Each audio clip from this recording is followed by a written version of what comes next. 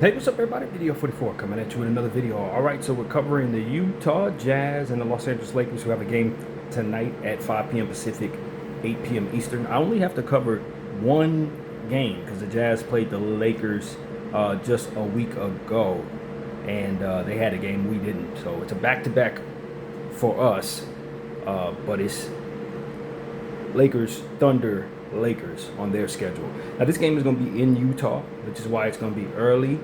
And yeah, let's just go over the one game that we have to talk about, which is again a 144-112 loss for the Utah Jazz against the defending champion Thunder.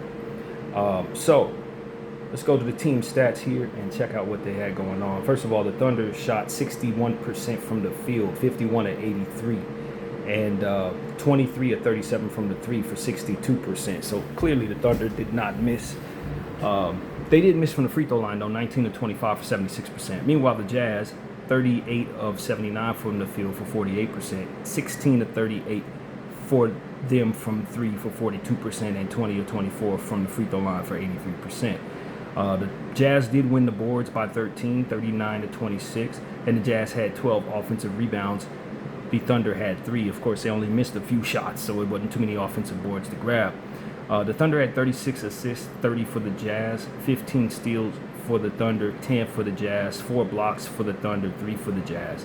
And the Thunder had 14 turnovers and 14 points conceded off of those, and the Jazz, 28 total turnovers, 44 points conceded off of 28 turnovers. That's the most I've ever seen. Like literally the most I've ever seen. 44 points conceded off of turnovers. 28 of that's insane. 15 steals forcing 28 turnovers. So that's what? 13 unforced turnovers for the Jazz. Hopefully they do that tonight.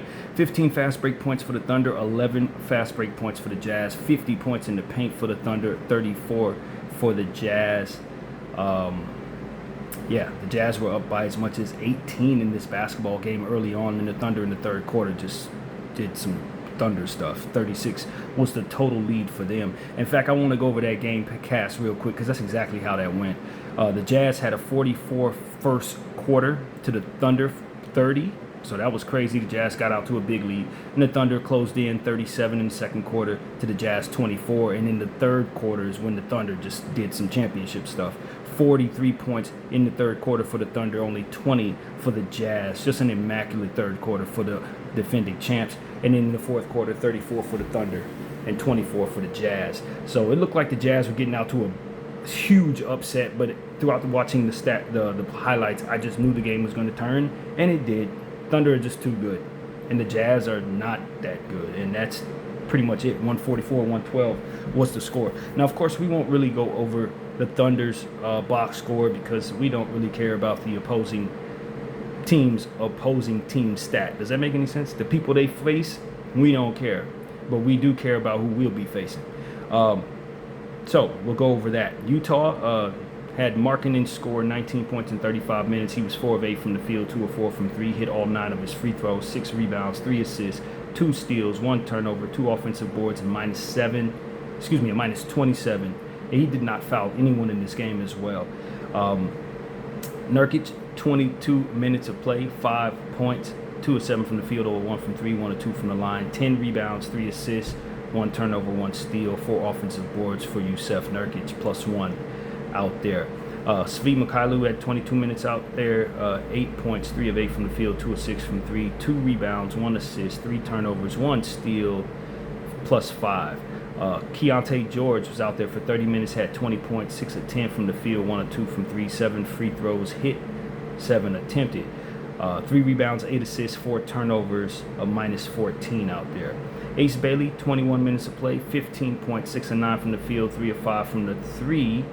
Did not attempt a free throw. He had 2 boards, 3 assists, 2 turnovers, 3 steals, a plus 3. Kevin Love, 13 minutes of play, 12 points, 4 of 6 from the field, 4 of 5 from 3. He hit his threes, didn't he? 1 rebound, 1 turnover, 1 block, 1 offensive board, a minus 9. Kyle Filipowski, 26 minutes, had 18 points, 7 of 11 from the field, 2 of 4 from 3, 2 of 4 from the free throw line as well. 7 rebounds, 2 assists, 3 turnovers, 1 steal, 1 block, 2 offensive boards, a minus 28 for Flip. Taylor Hendricks, Only was out there for 8 minutes. He missed all 3 of his field goals, missed both of his threes, but did hit a free throw for 1 point, 3 rebounds, 2 assists, 1 turnover, and 1 steal, and a -6. Cody Williams, 20 minutes, did not score. 0-4 from the field, over 3 from 3, 2 rebounds, 2 assists, 1 turnover for Cody. He was a -33. A lot of bad happened there.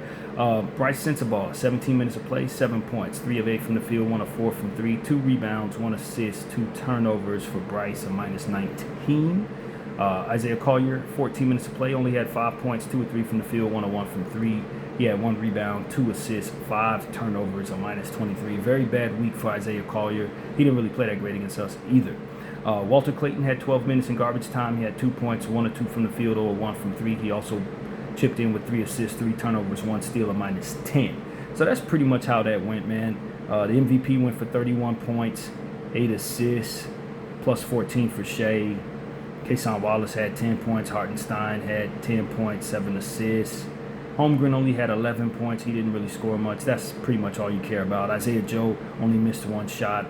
Alex Caruso, 11 points, etc. AJ Mitchell, 12 points. So that's pretty much what it was. 144 points dropped on the Utah Jazz. No problem. It was a group game, tournament play. So they, took care of the Utah Jazz without any concern after a bad first quarter for the Thunder. They stopped playing with their food and took over in the third quarter. So that's pretty much what it was, man. Real topsy-turvy, lopsided type of situation there. But ultimately, it was some pretty fun highlights to watch, to see the Jazz jump out in front and to see the Thunder just completely push forward and push past them, and it was ugly. So that's the only game we have to cover, man. We just played the Jazz, we beat the Jazz, and then they went out and got stomped by the Thunder just like we expected, and now have to turn around and play us again in their building. And so tonight, of course, it's Sunday. We always wear whites on weekends. That's what the Lakers do. And then the Utah Jazz will be wearing their purple uniforms at home. And what are our projected starters? Austin Reeves, Luka Doncic, Bron, Rui, DeAndre Ayton. And for the Jazz, they are expected to start Keontae George, Svi Mykhailiuk, Ace Bailey, Lauri Markkanen, and Jusuf Nurkic. Injury report, Walker Kessler, of course, out for the season. George Niang is dealing with a foot. And I don't see anybody on the Laker injury report for the second game in a row, which is immaculate to see as a Laker fan, given the fact that we've had injury issues forever now, basically. Let's see if anything's changed on this side. Nope, the same thing is on the other app as well. So, yeah, the Lakers play the Jazz. As I said, we had a pretty solid game against the Jazz, if I remember correctly, since it's literally been like 5 days since we played. We dropped 140 points on those Jazz to 123, and are 11-4 on our record at this moment. I just need a refresher. I honestly don't remember a whole lot from that game. This is the longest stretch the Lakers have had off in a long time.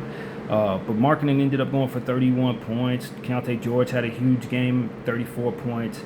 But Luka Doncic chipped in with 37, missed like 8 threes. Of course, we had the return of the King. Welcome back, King James. He came out with 12 assists. We gave him the game ball. Felt great about that. Jake LaRavia had a big game off the bench, 16 points. Austin Reeves, 26 points. 11 of 12 free throws there. So, we had a good game overall. We let the Jazz get out to a huge start. Keontae George had a Kobe-like performance in the first half, but we were able to shut them down the second half, push past them, and had a whole lot of fun. So that was the refresher I needed. I had forgotten, but I remember now. It was a whole lot of fun there. DeAndre Ayton also chipped in with a double-double, 20 points, 14 rebounds, only missed 3 field goals. So, that's the type of efficiency we want to see. But, of course, with the Lakers being off this long, we usually don't react well to being off this long. We usually come back rusty and sloppy. So I'm looking for the Lakers to kind of correct that and not let that be what it will be tonight, especially since the Utah Jazz are coming off playing a very tough game against the Thunder where they really had a lot of confidence.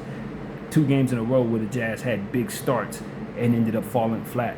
They've been playing on high difficulty mode, given the fact they had to face us and then following it up with the Thunder. So they should be a bit more ready to go. They should be a bit more enforcing in their intentions. And I'd imagine they're going to want to score more than 126 points, since that's what they scored against us last. Of course, the Jazz don't play any defense, so we just need to continue to run our offensive schemes and continue to work LeBron into the equation. Hopefully, we have a similar performance where he goes high assists and allows for the others to eat. I'd like to see Rui Hachimura get more looks. He kind of got lost there when we brought back the King. He only had 6 points. That's not enough of an opportunity for him to do what he does best, to get the most out of him.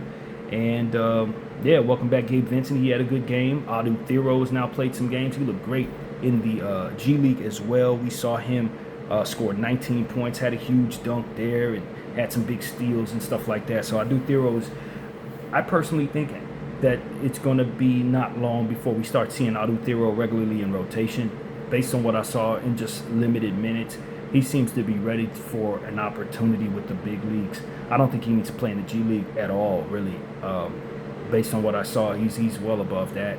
And he's the most athletic player on our team outside of LeBron James. And I think when you have Luka Doncic, somebody who can catch lobs is exactly what the doctor ordered. So, yeah, I'd like to see us kind of put Adu in there and see if he could do some things for us. I don't know if they're going to keep him in the G for a little longer or not, but, you know, maybe it's good for him to get some minutes down there. But ultimately, I need him up here with us, enforcing his will on both sides of the floor, from which I know he's capable of doing at this point. So, yeah, that's what I want to see, is a lot more Adu Thero, man, especially if we have some garbage time minutes. Bronny also played pretty well, but he's going to have to work on his turnovers. He's turned the ball over a lot down there in the G. And it's rumored that we signed someone new to a two-way, or on the verge of signing someone new to a two-way. I wish the man's name would come to mind right now. Drew Timme. But they haven't waived who they have to waive in order for that to happen, so I know it's not official. But I think they want to give Drew Timme an opportunity with a two-way spot so he can play with us a little bit. And I think that would probably be a decent thing for us. Now, they have to choose between Magnon and Koloko, and I think they'll probably move on from Koloko. But, you know, that's just the word out there. So keep an eye open for Drew Timme, who's been killing it in the G League as well. So, yeah, that's really what it is, man. Like I said, I'm super excited about what I've been seeing from the Lakers just as of late. Now that we got everybody healthy, we got to see how everybody's roles slip in and how the chemistry works with players who haven't played with one another. I'd like to see Marcus Smart play a little better today. He kind of had a quiet night against the Jazz in the last one. See him start getting chemistry with LeBron James and stuff like that. And, yeah, that's really where we at, man. That's really what it is. We're healthy, L.A. We are a healthy team. Since we've played, we've went from 4th place to 3rd place without playing a single game, so we really like that. Injuries are starting to bite some of the teams around us in that area, so we got to take advantage and continue to eat good in this soft schedule that we have right now, where we're playing very few games, and when we do, we're playing very bad teams. We got the Pelicans coming up after this Jazz game, if I'm not mistaken, or Dallas or something like that. Pelicans, yeah, it's like this: Utah, Clippers, Dallas, Pelicans. So those games should all be winnable. We should win every last one of them if we do what we're supposed to do. We got a tough game next Monday, I believe that is, against the Phoenix Suns. And then we'll go on the road for a long road trip that should test us a lot. So, yeah, see the likes of Toronto, who's number 2 in the East, killing it, behind them. Boston, Philadelphia, who's playing better. Utah again in Utah. Clippers again in Inglewood. And then Phoenix again. So they didn't really mix it up. I know somebody commented that in my comment section. I agree. I would have loved for them to mix it up so we're not seeing the same teams over and over again. But that's kind of how it is. You see the same teams in bunches, and you move on to a different bunch of teams that you're going to see a bunch of times, and then you move on. That's kind of how they're doing it, sort of like baseball. I don't love it, but I guess it makes sense for what they're trying to do schedule-wise. So, yeah, we will see Phoenix twice, Utah twice. We'll see, after already playing them twice more, you will see the Clippers twice. You're going to see Memphis not too long after that, back-to-back. You're going to see New Orleans again after that. So it's like we're just seeing the same teams over and over again. So get comfy, get cozy. You're going to be seeing these guys. But aside from that, that's really where we're at, man. Happy with the Los Angeles Lakers. We're proud of our record. And we just got to continue to build upon it. It's a real soft part of the schedule. So we just got to continue to eat, run our stuff, get guys implemented to what we're doing, continue to, work on, working the young guys in as well. And, that's really what it's about, man. Staying healthy, not losing anybody in these games against bad teams. Taking care of business in the first half, and then moving on so that we can have a lot of garbage time to play Connect and Thero and Bronny and those people. And if we can handle business the way we're supposed to, I'd imagine we're going to feel great about where we're at going come Christmas time. So that's pretty much what it is. Lakers Jazz tonight, 5 o'clock Pacific, 8 p.m. Eastern. And yeah, of course, I'll have a video for you at halftime and a reactionary video at the end. But that's pretty much what I got. My name is BDF44. I thank y'all for watching. I'm out.